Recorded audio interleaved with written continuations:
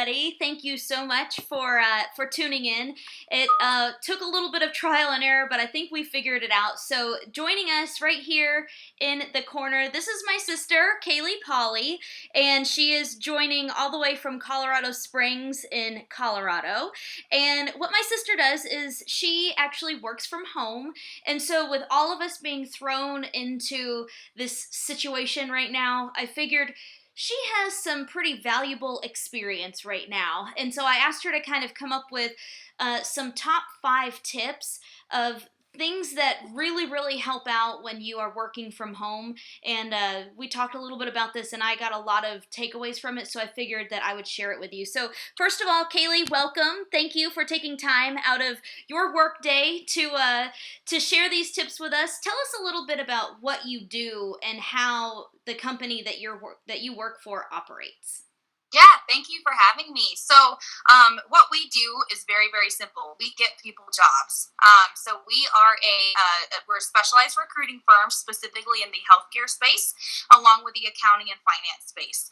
I oversee the recruiting team as well as my account managers, where we are putting people in jobs all day, every day. And luckily, we have the technology to be able to do this all from the comfort of our home. We actually were in offices we've been in business for about 15 years. And about 2 years ago, we have decided to make the entire company remote.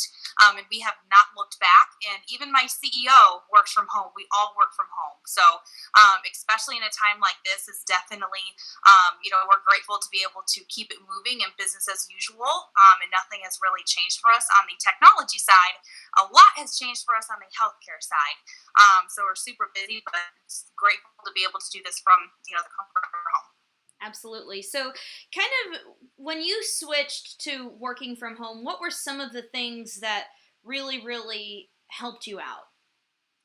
Help me out. Honestly, flexibility. My husband's in the military. Obviously, you know that. And so we move around every 2 to 3 years. And I'm so very grateful to be able to move my business, not have to change jobs every 2 to 3 years. I'm very lucky to be able to have that. And do not take it for granted, each and every day. But that's something that is very important to me. Wherever I go, at least I have stability in the workforce. So that's something that I definitely am grateful for. And the top 5 tips, if you had to give to someone who has just moved everything at home, what are some of those top 5 tips about working from home? Yeah, it's definitely challenging for somebody that has not worked from home before. It can be a challenge. People are going to find that they either love it and they are able to do it. It's the best thing ever.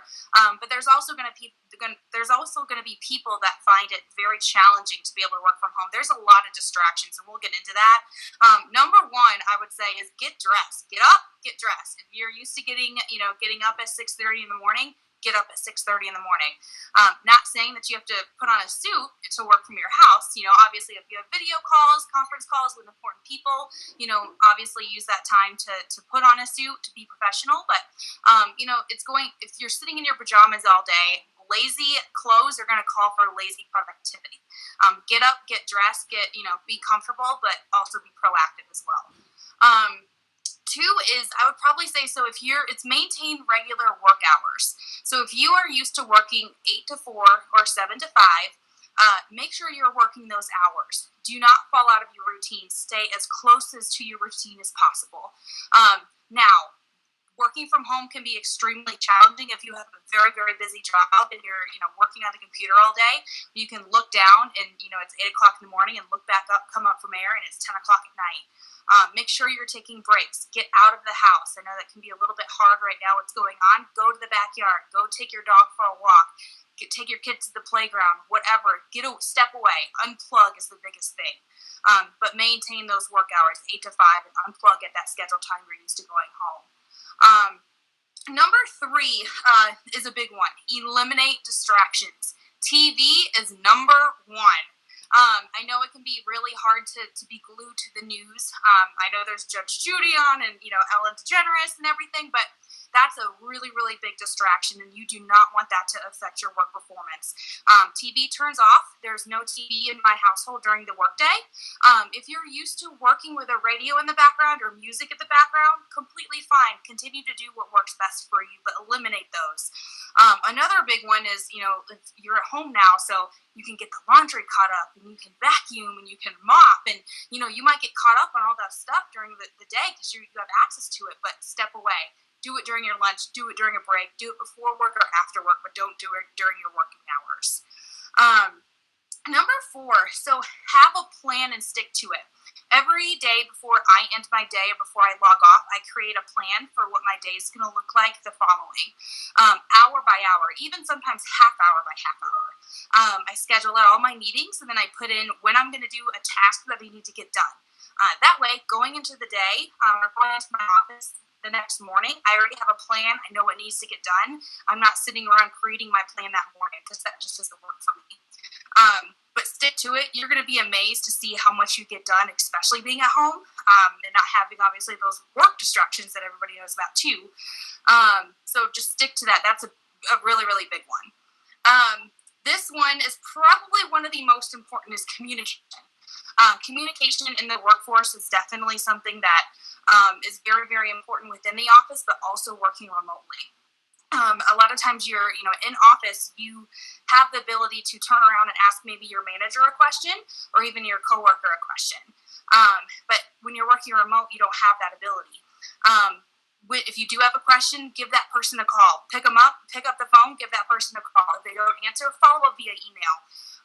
My company, we actually have the software that Microsoft recently switched over to is called Teams, and it's almost like a Skype for business platform where you can video chat, where we do a lot of our conference calls, but also we have a messaging chat option where we can send somebody a quick message if needed. We use that all day, every day. That's how we conduct our meetings. They're all on video as well, so we can see each other face to face, which is awesome. So I can see, maybe somebody's having an overwhelming day, and I can see that reaction, and to be able to help them out on that side. So communication, I would probably say over communicate. So if send that person an email, continues letting them know if you're going to be out of the office or you're stepping away, let somebody know just in case they're trying to get a hold of you. Yeah, the communication aspect of it has been something that I've really experienced a lot of, or maybe you could argue lack thereof. It feels really isolating at times where, yeah, I'm texting my coworkers, but you kind of just feel like you're on your own little island, and you're like, hey, does anyone remember me? And kind of talk about that a little bit as to how you guys really keep up, and if you do step away, make sure that you check those messages so nothing gets missed. Yeah, so what can you still hear me? Just want to make sure. I can hear you, but I can't see you. Oh, of course. What about now? Nope. There you go. About now. Okay. My husband called. See, communication. So as far as, and if you can repeat the last question, so as far as the communication piece, I heard the first part, but not the last part. Well, yeah, so just how do you guys, over communicating is a big one, but like, how do you keep from feeling like you're, on a deserted island and that you don't miss anything if you do, step away? Yeah, no, really good question. So you're going to want to, what we do is we actually have a calendar where if somebody's going to be out of the office, they put their out of office request on there, and we all know who's going to be out of office. Maybe they have a doctor's appointment, or they're just, taking a day off, where we all know. And then let's say if one of my recruiters, if they're going to be off, the other recruiters will be covering for them. They'll be on their out of office, and whoever needs to get a hold of them can do that. Taking it a step further, though, we're able to do our phone system, even Microsoft Teams, like I brought up, is all mobile app friendly as well. So we can actually take office calls on our office number to our cell phone. and answer it that way. It doesn't have to go through our personal mobile number as well. And then Microsoft Teams as well. That's how we communicate. They can take video calls when they're on the go. Anywhere they're at, if they want to obviously join into a meeting or get caught up maybe, or have a question, we are able to work literally from anywhere, even outside of the home. If we wanted to take our laptops and on vacation, we're able to do that as well. So it definitely is over communication. You have to, let somebody know that you're stepping away from the computer. Let your manager know for sure. You want to make sure that everybody is aware of where you're at all times in terms of stepping away, or maybe if you're going to be unplugged for a little bit or an emergency pops up. All right. And, I think it really does go reiterating. It's important to reiterate it is when work is done, and put the phone down and stop emailing. I'm guilty of it myself, because it feels like your day never really ends, so really maintaining that schedule, I can imagine, is really important. Absolutely. It can be so easy to fall into that where you're always working, because you have that accessibility everywhere you go, and you're so plugged in all the time, but you don't want to get yourself burnt out. It can be, very challenging to fall into that side. I know I'm definitely guilty of it, where I'm laying in bed, checking emails at 10 o'clock at night. But, it's definitely just unplug, recognize that you do that, and just say, okay, I'm going to wrap, this is going to be my last email, I'm going to wrap it up and unplug and let it be. Everything can wait until the next work day. And that's the biggest reminder that you can have, especially working from home. All right, that's a great point to end on. Kaylee, thank you so much for taking time out of your day to really share this valuable information. It's valuable to me, so I know that it's valuable to a lot of other people.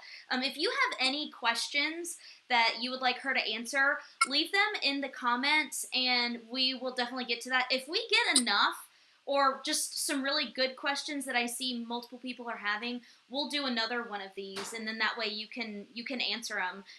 But valuable information. Kaylee, thank you so much. We appreciate you taking your time. Of course. And if anybody does have, if you do have a challenge or have something, maybe I didn't bring up at all, don't hesitate to reach out to, just like Michelle said, in the comments. I'd be more than happy to help. And I want everybody to be successful, especially in this space. So yeah, just reach out. All right. Thanks, guys. Have a good day. Thanks, Kay. Bye. Bye.